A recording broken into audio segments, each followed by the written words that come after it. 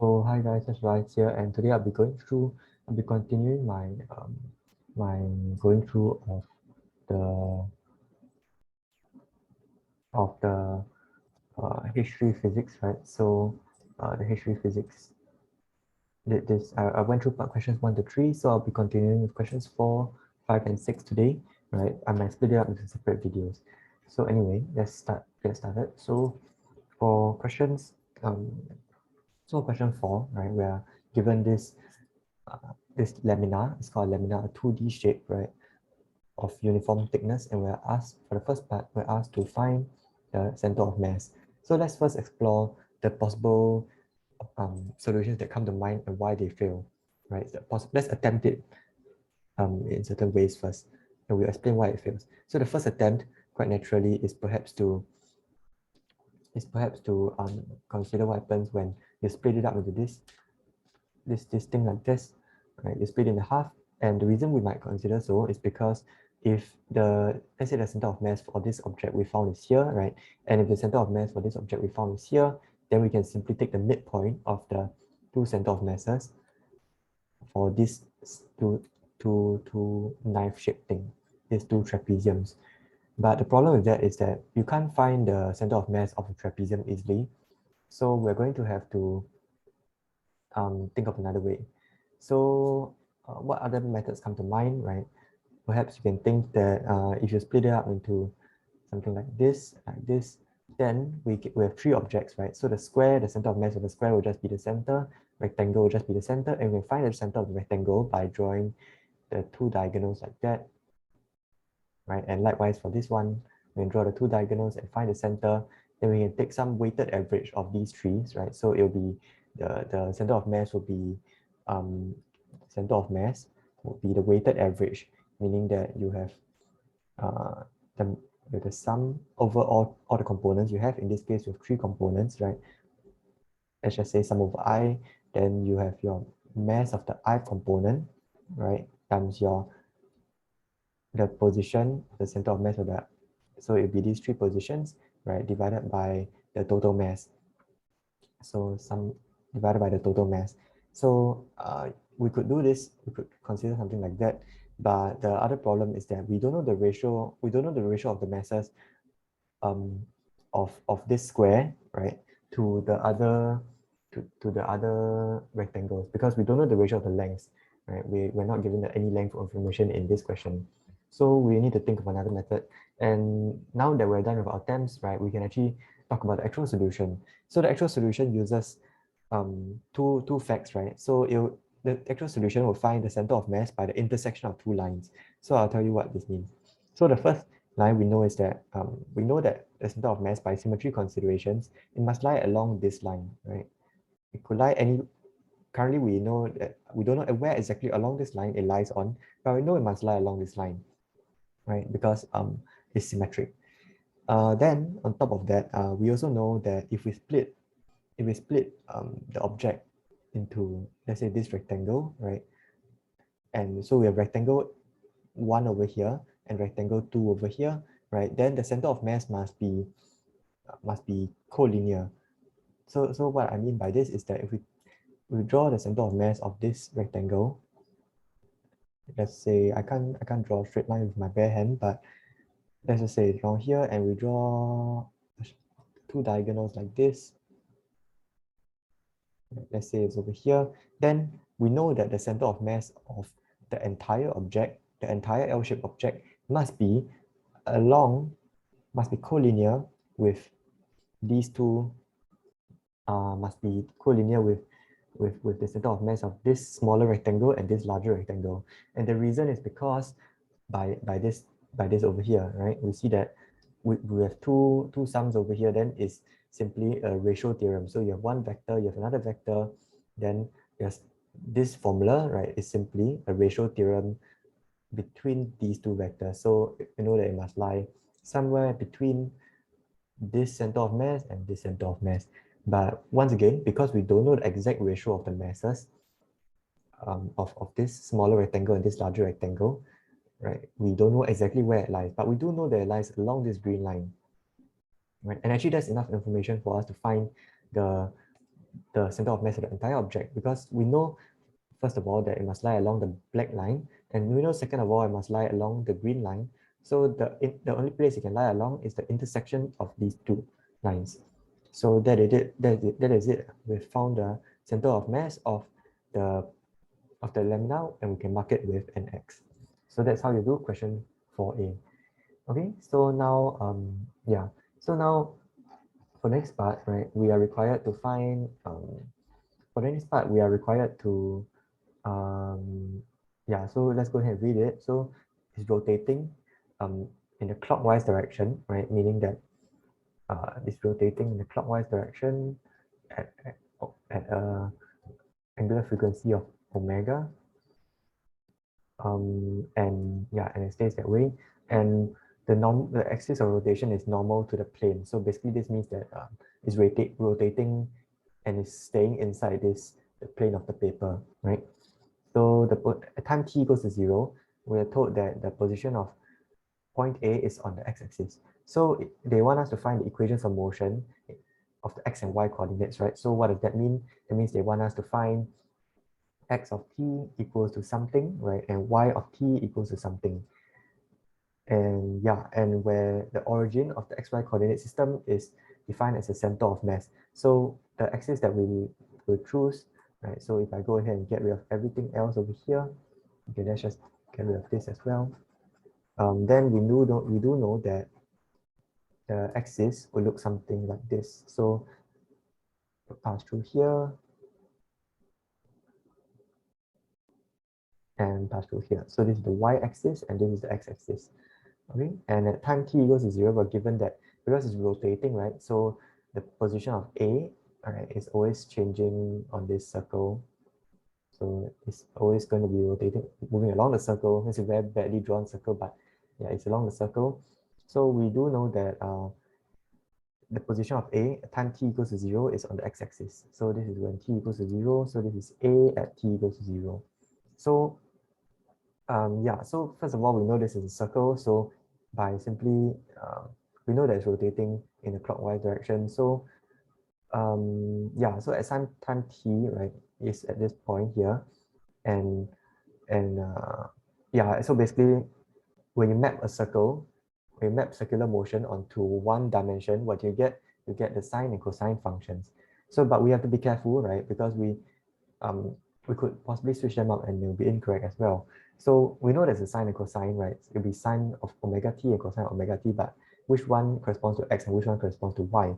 So for that, we look at the time t equals to 0. We know that this is on the x-axis. So we know that this tells us that y at t equals to 0 equals to the fact that it's on the x-axis means that y is equal to 0. Okay, and yeah, so that means that y has to be the one with sine omega t, and x has to be the one with cosine omega t. And looking at this graph at time t equals to 0, x is in fact is on the x-axis.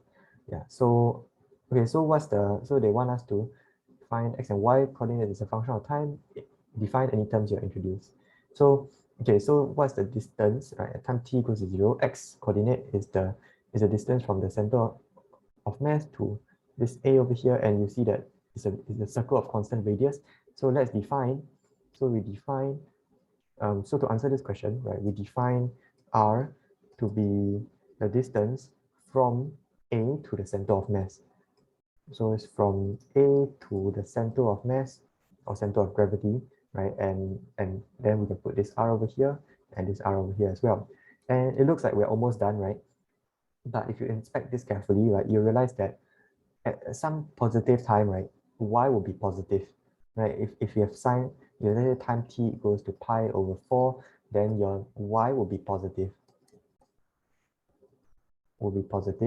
And that isn't that great because that means that this y will be over here, and this actually essentially indicates that you're rotating anti-clockwise, which is not what the question has said. So we need to be careful with the sign, right? So the sign of x is correct, it's a positive, but the sign of y, right, because it rotates downwards, right, is negative. So this is the complete answer for question 4bi.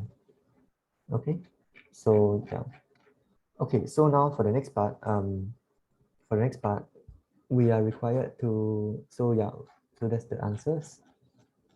Okay, so for the next part, we are required to sketch the trajectory. So yeah, so to be honest, right? So now the rotating shape is now falling down, right? So what this corresponds to is that your x component still doesn't change, right? Your x component still stays the same.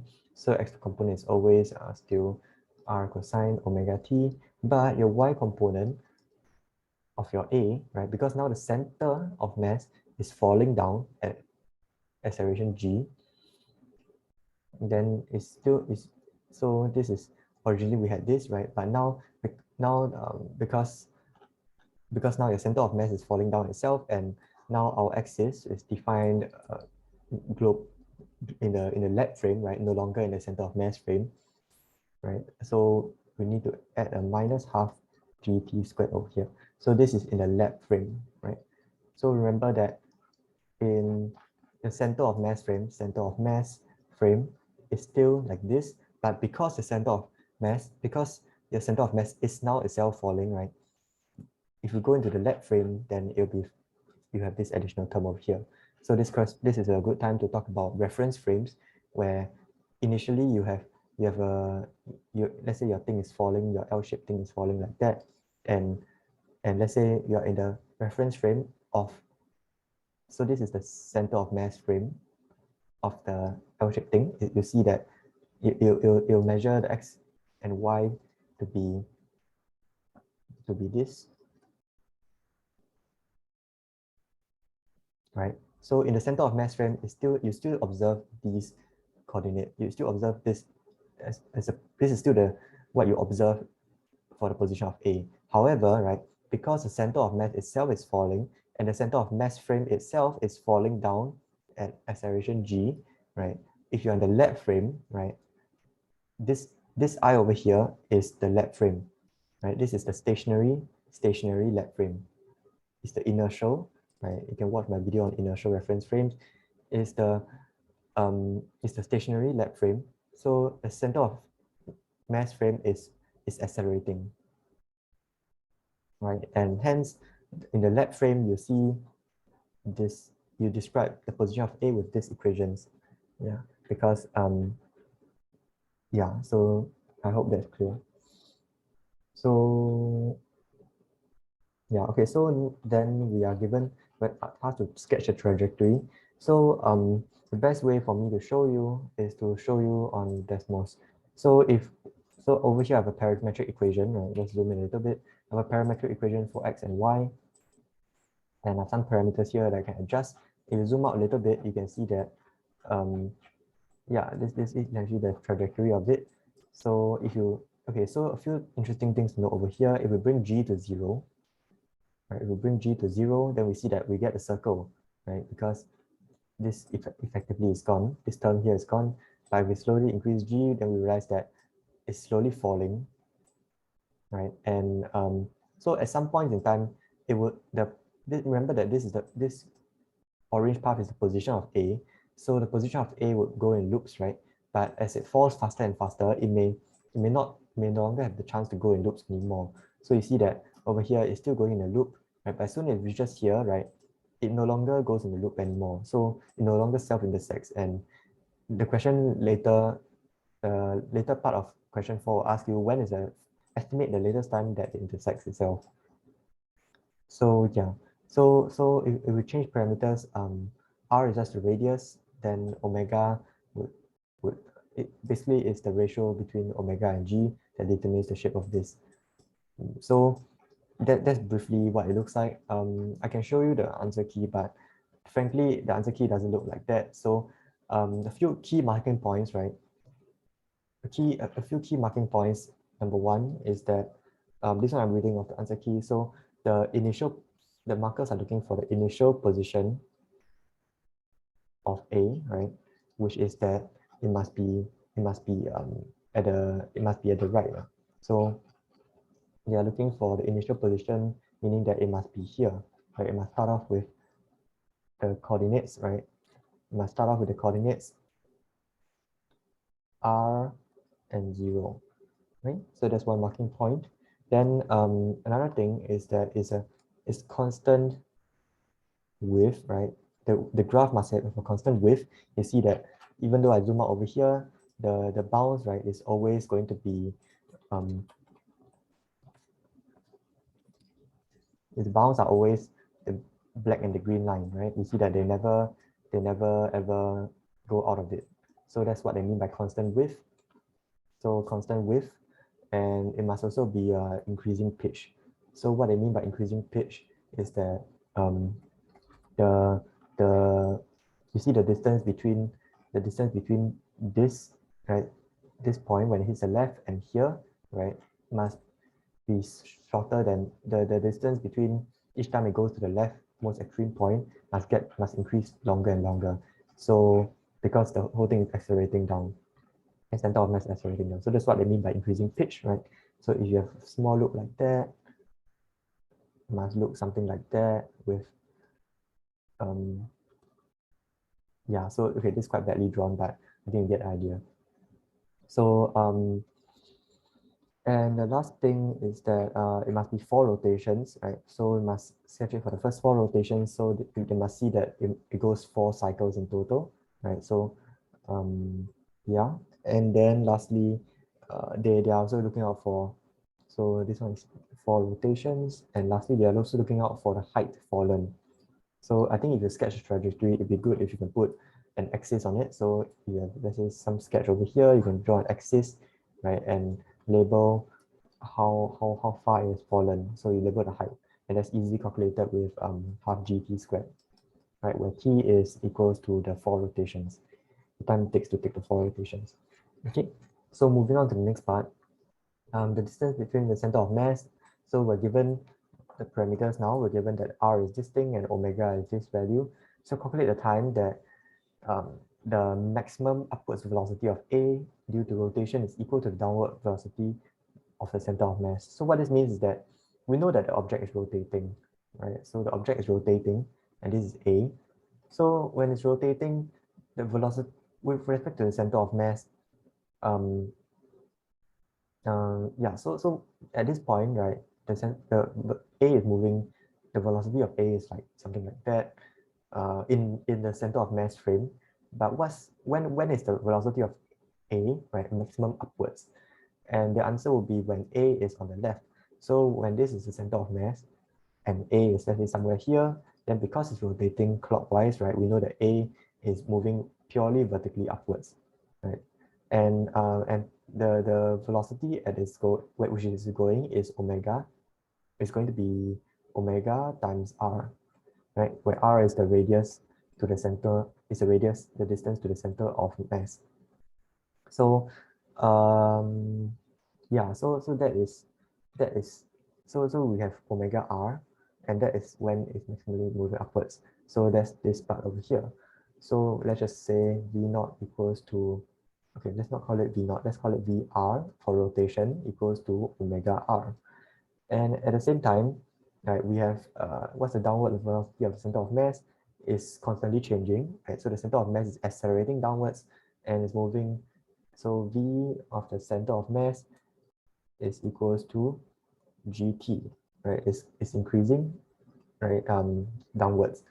So they want us to calculate the time when these two are equal, right? So we just need to set them equal, and this will give you a numerical value of 0.5 times 25 radians per second equals to 12.5 meter per second.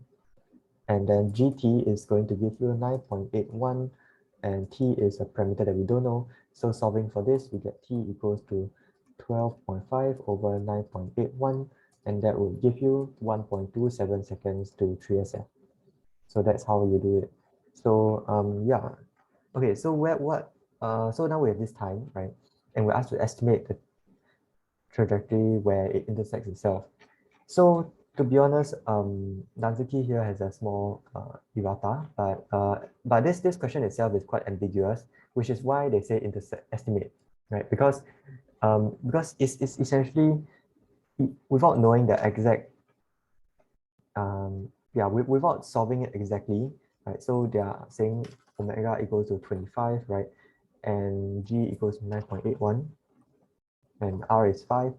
So without knowing, to be honest, without knowing the exact, wait, is something wrong? 50 cm, not 5 meters. So R is 50 cm. Yeah, so that looks more like it. So if I zoom in a little bit, so they want us to find the time when the trajectory last intersects itself. So you see it's going to follow this parametric equation as it falls down. So if we had a computer, right, then we'll be solving it by finding this time over here. But because we don't have a computer, right? So you can see that this is when it last intersected itself. But because we don't have a computer to solve it during the exam, the best way is to estimate, right? Is to estimate when this time is. And the answer is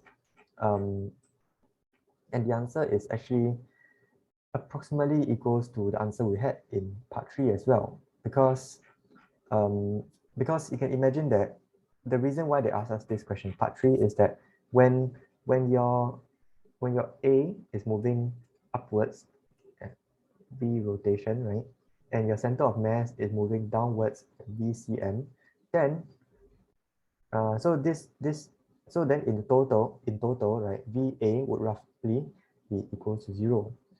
So VA, right, in the lab frame, so this is inside the center of mass frame, right? And this is in the lab frame. So in the lab frame, VA will be equals to VCM plus VR.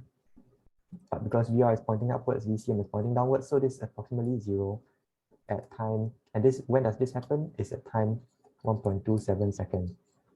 So when A is approximately stationary, right, you can imagine that if the thing is falling, at first it goes in a loop, but then at this point, A, when it's on the far left, right, if approximately stationary, then essentially it kind of folds itself down. So you get a cusp kind of thing. You get a cusp shape where it's temporarily stationary, and that is when it kind of last intersects itself. So of course this isn't exact, right? Because at this time we are not guaranteed that A is at the exact left position. For all you know, this time A could be somewhere on the right over here, in which this analysis breaks down. But since they asked us to estimate, right, then that's approximately the answer. So yeah, so this point, right, because by putting in the parameters into a computer, right, which we don't have the benefit of during the exam, right, but you can see that it roughly holds this kind of logic. Yeah. So of course it's slightly more than that, but it's just an estimation question. Okay, so that's it with question 4. Let's talk about question 5 next.